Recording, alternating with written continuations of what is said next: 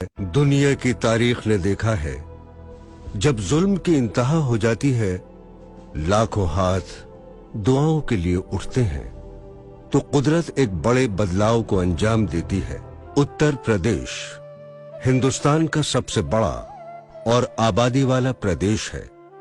इसमें तमाम समाज, बिरादरी और मजहब के लोग रहते हैं, जिनमें बड़ा हिस्सा है गरीब तबकों का, जिनको दलित व पिछड़े समाज के नाम से जाना जाता है।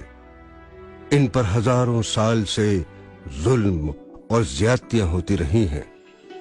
इस मुल्क में मुसलमान 700 साल तक इंसाफ और इंसानी उसूलों के मुताबिक हुकूमत संभालते रहे और इस दौरान गरीब तबकों को बड़ी राहत मिली, क्योंकि उनके साथ जात और मजहब की बुनियाद पर कोई भेदभाव नहीं किया गया। इसके बाद अंग्रेजों की कोई 200 साल तक हुकूमत हुई और उन्होंने यहाँ के गरीब तबकों को तो न्याय और बराबरी का दर्जा दिया, लेकिन मुसलमानों से बदला लेते रहे। कोई 90 साल की जिद्दोजहद के बाद सन 1947 में मुल्क आजाद हो गया। मुसलमान अपनी कुर्बानियों के बदले अपने साथ इंसाफ, भागीदारी व अपना खोया हुआ वकार वापस पाने की उम्मीद लगाए बैठा था, लेकिन कांग्रेस की सोच पर सामंतवादी व्यवस्था हावी हो गई, जो मुसलमानों को बर्बाद करने के मंसूबे बनाने लगे। 10 अगस्त 1950 को राष्ट्रपति का एक अध्यादेश पारित कर पहले उन्होंने मुसलमानों को 1935 में अंग्रेजों द्वारा दलित वर्ग में दिए आरक्षण से बाहर कर दिया, जिससे वे सियासत से लेकर तालीम और नौकरियों में पीछे होने लगे। धीरे धीरे कांग्रेस पार्टी द्वारा मुसलमानों के खिलाफ तमाम सरकारी कार्रवाई और फैसले, जैसे जमींदारी खत्म करना, मुस्लिम वक्फ बोर्ड जमीन पर कब्जा करना और सरकारी नौकरियों में अनकही रोक लगा देना वगैरह शुरू हो गए। मुसलमान कुछ समझ पाता कि बड़े पैमाने पर तमाम सूबों में फिरका वाराना वारदातें कराई जाने लगी, जिनमें पुलिस ने उनके साथ दुश्मन जैसा सलूक किया। सरकार सिर्फ इंक्वायरी कराती रही, पर किसी पुलिस वाले को सजा नहीं हुई, बल्कि उल्टा उनके बच्चों को ही जेल में डाला जाता रहा। धीरे धीरे कांग्रेस सरकार की असलियत मुसलमान समझने लगा।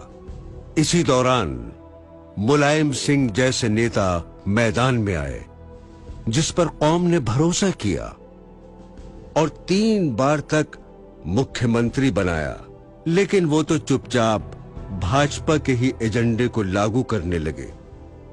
बाबरी मस्जिद के नाम पर राजनीति कर भाजपा को बढ़ावा देने का काम किया। बाबरी मस्जिद गिराने वाले कल्याण सिंह को गले लगाया, उसके बेटे को मंत्री बनाया और साक्षी महाराज को राज्यसभा का एमपी बनाया और पुलिस में भर्ती के नाम पर सिर्फ अपनी बिरादरी को ही लिया। इसी दौरान बड़ी तादाद में मुसलमान सुश्री मायावती के सामाजिक न्याय और बराबरी के झूठे वादों में बहकर बहुजन समाज पार्टी को भी वोट देने लगा और मायावती जी भी मुख्यमंत्री बन गईं। लेकिन उनको अकलियत की पहचान मिटाने के अलावा कुछ और नहीं दिखा। मुस्लिम तहजीब के शहर लखनऊ को मूर्तियों से भर दिया गया। मुस्लिम बुजुर्गों के नाम पर रखे जिलों के नाम चुन चुन कर बदलने लगी।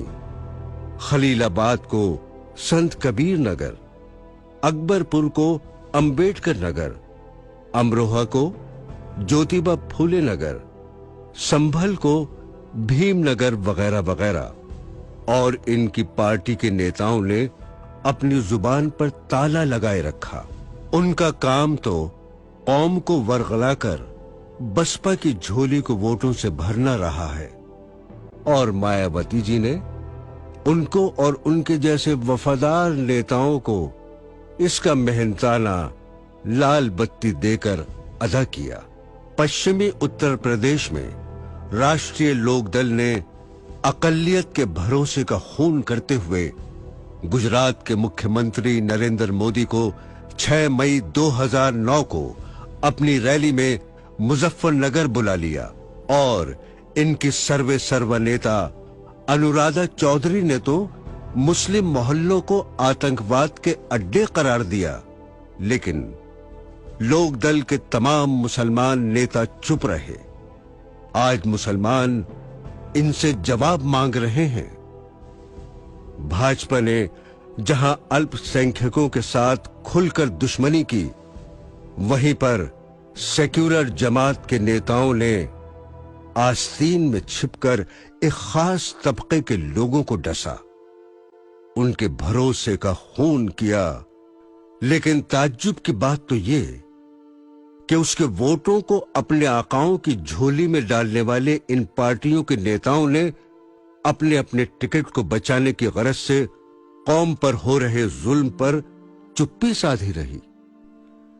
इन मतलब परस्त मुसलमान नेताओं और उनकी सरपरस्ती करने वाले सियासी आकाओं की लगातार अनदेखी झेल रहे हमारी कौम समूचे मुल्क में आज तालीमी, माली, सामाजिक या सियासी एतबार से अफसोसनाक हालत में पहुंच गई है।